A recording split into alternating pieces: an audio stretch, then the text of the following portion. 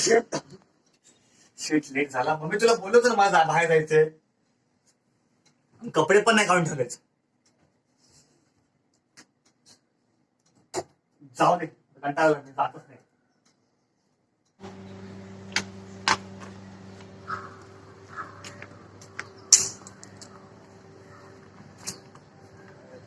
रोजचं नाटक आहे.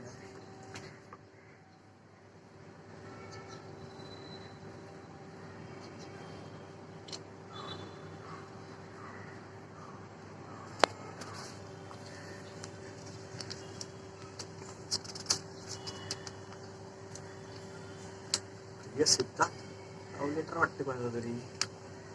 लॉकडाऊन भेट झाल्यासारखी नाही वाटत. आपल्या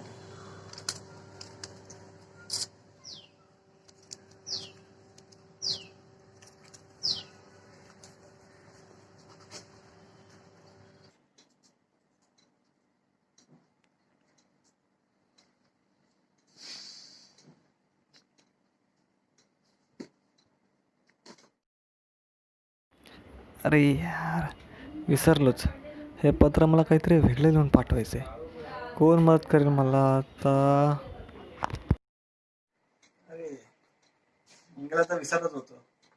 चांगला लेखन करतो, मदत करेल कदाचित. बघूया जरा कॉल करून.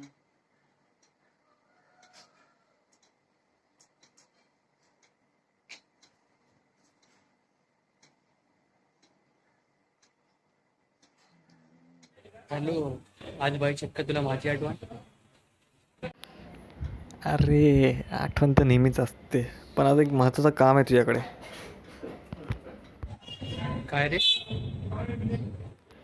आमच्या शेजारी एक काकू राहतात, तुला तर माहितीच असेल. त्यांचा मुलगा घर सोडून गेला आहे. आपण कधी गेलं तर ते आपलं तोंड गोंड केल्याशिवाय पाठवत नाही. अशा आईची तर मदत करायला हवीच ना. असली अरे काकूंनी पत्र लिहिलं आहे, पण ते आपल्याला काही बदल करून पाठवायचं आहे.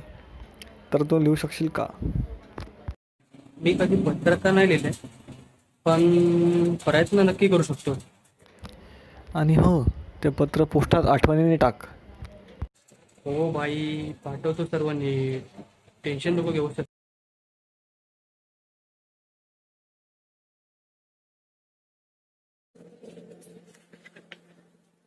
अरे यार, या एम्प्लॉईजचं ना मला काय कळतच नाही. नुसता कंटाळा आणून ठेवलाय. एक काम धड होत नाही यांच्याकडून. कह, डोकं पण लय खूप दुखतंय. अरे हे पत्र इथे कोणी आणून ठेवलंय? अरे तर माझ्याच नावाचं पत्र आहे.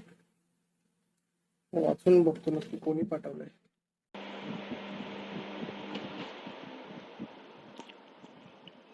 प्रिय सिद्धांत, कित्येक वर्ष झाली आहेत तुला पाहून, तुझी वाट पाहून. एकदम थकली आहे रे. तुझा फोनही लागत नाहीये. माझ्या मनाला नुसता घोर लागून राहिलाय. तू कसा आहेस? काय करत असशील? जेवण वगैरे वेळेवर घेतोस ना? सर्व ठीक तर आहे ना? आधी लहान होतास ना, तेव्हा स्वतः कपडे कुठे आहेत यासाठी घर उपसून काढायचास. आणि आज मी तुझं ते कपाट उघडून पाहते ना, तेव्हा तुझीच आठवण सारखी माझ्या डोळ्यासमोर येते.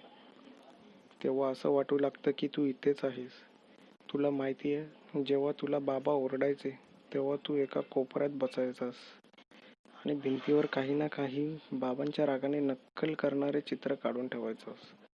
बाळ, आजही मी ती भिंत तशीच ठेवली आहे, तुझी आठवण म्हणून. कारण ही एकच आठवण राहिली आहे ज्याकडे बघून मी जगते आहे. तुला आठवते, शाळेत तुला गृहपाठ द्यायचे तेव्हा तू लिहिता लिहिता झोपून जायचास आणि तुला शाळेत मार पडू नये यासाठी मला तो रात्रभर पूर्ण करावा लागायचा. कारण मला तुला कोणीच शिक्षा केलेली सहसा आवडायची नाही रे. पण तुला तुझी चूक वेळी समजून द्यायची, कारण मोठा झालास तरी तुझ्याकडे कोणी बोट करून बोलू नये. तुझ्या लहानपणीचे फोटो पाहते ना, तेव्हा असं वाटतं तू अजूनही माझ्या जवळच आहेस, माझं लहान बाळ. पण आज तू असं का वागतोयस? खरंच याचं उत्तर नाही आहे माझ्याकडे. मी नेहमीच हा विचार करत असते की खरंच आई म्हणून मी कुठेतरी कमी पडली आहे का? आणि या प्रश्नांची उत्तरं तेव्हाच मिळतील जेव्हा तू येशील. तुझा वाढदिवसही जवळ आलाय. तसे गेले कित्येक वर्ष तुझा वाढदिवस साजरा करायला तू इथं नाही आहेस. हा, पण तुझ्या आवडीची खीर आणि पुरी भाजी मी प्रत्येक वाढदिवसाला करून ठेवते. का? तर तू येशील याच आठवणीत वाट पाहत राहते. मला असं पाहिल्यावर शेजारची लोक म्हणतात, कशासाठी हे करताय? हे करून तुमचा मुलगा परत येणार का? ज्याला जायचं तो गेलाच केव्हाच. हे ऐकल्यावर माझं काळीज एकदम तुटून पडल्यासारखं होतं. मी एवढंच त्यांना सांगते, तो नक्की येईल. हा सर्वांसाठी सध्याचं संकटानं श्वास घेणं मुश्किल केलंय. पण माझ्यासाठी माझा श्वास तेव्हाच थांबलाय ज्या दिवशी तू इथून गेलायस. आज लिहिता लिहिता माझे शब्दही कमी पडत आहेत. तुला कदाचित वाटत असेल मी हेच का लिहिलंय, कारण यापुढे लिहिण्यासाठी माझ्याकडे एवढ्याच आठवणी आहेत. आणि त्यानंतर पाहिला तो फक्त अंधार. तुझ्या पत्राची वाट बघते मी, तुझीच आई. आई तू कुठे आहेस?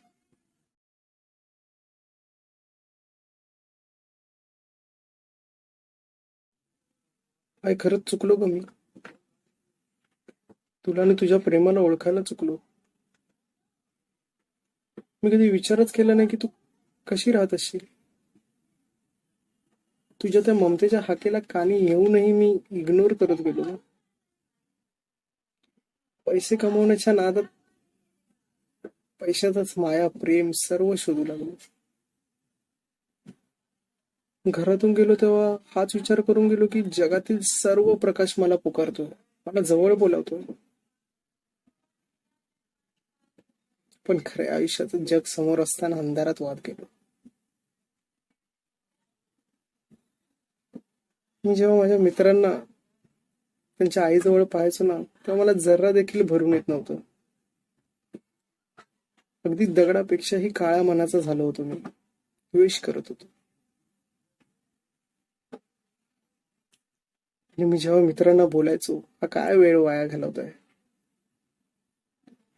ते एकच उत्तर द्यायचे, स्वामी तिन्ही जगाचा, आई विना भिकारी. खरंय, मी कधी गांभीर्य घेतलं नाही. पण जेव्हा जेव्हा संकटात अडकायचो तेव्हा तेव्हा तुझंच नाव तोंडात यायचं आणि ते संकट दूरही निघून जायचं, पण ओळखू शकत नव्हतो. लहानपणापासून तू माझ्या जवळ असायचीस तेव्हा मला कोणतेच प्रश्न पडायचे नाही. पण जसं दूर होत गेलो तितक्या चिंतेत वाहत गेलो मी. नाही समजू शकलो तुझ्या प्रेमाला, नाही ओळखू शकलो तुझ्या काळजीला. आजवर मी तुला हडतूड करून बोललो ते तू सहन केलंस. आज मी तुला एकटीला टाकून गेलो तेही तू सहन केलंस.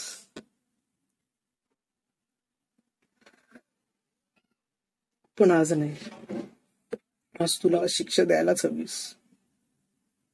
सोन्या, मी तुला केव्हाच माफ केलंय रे. मला माहिती होतं तू नक्की येशील, पण एकच भीती होती रे, तू येईल तोवर मी असेल का, तुला या जन्मात तरी मला शेवटचं बघता येईल का, असे बरेच प्रश्न पडत राहायचे रे मला. पण आज तुला असं प्रत्यक्षाने पाहिलं माझं मन आनंदाने भरून झाल्यासारखं वाटतंय.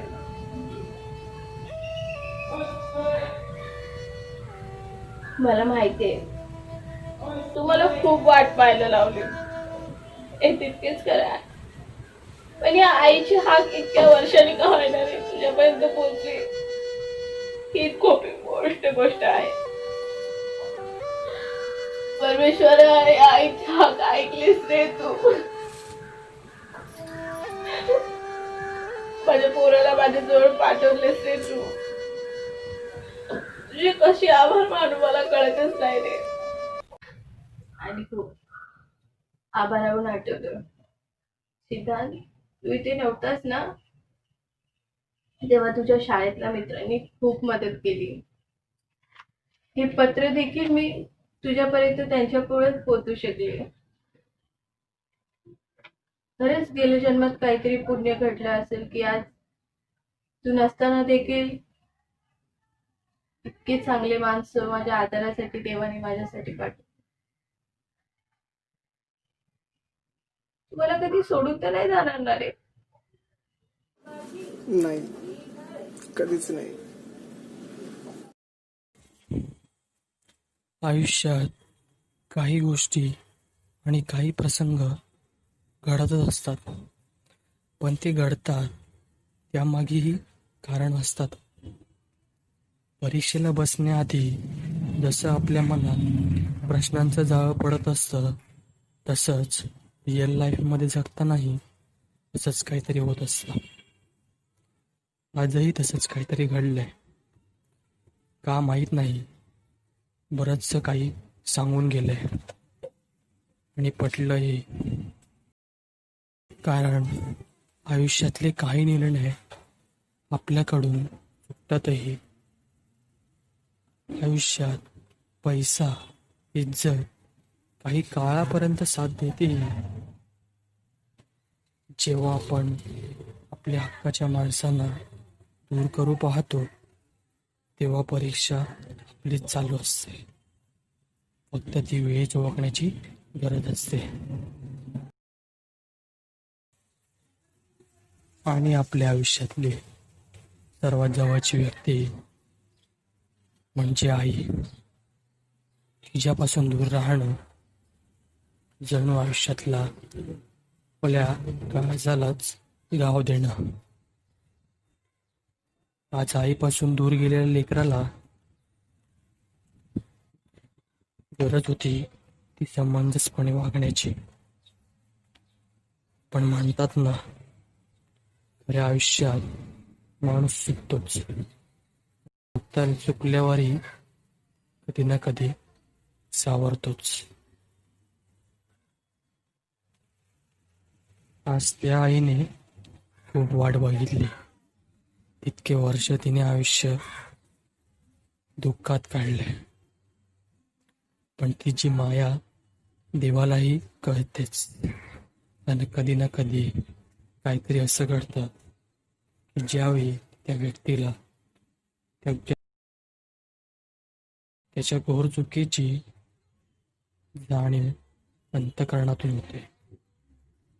आणि आईची आग त्यावेळी जिंकते आणि आईचं पत्रही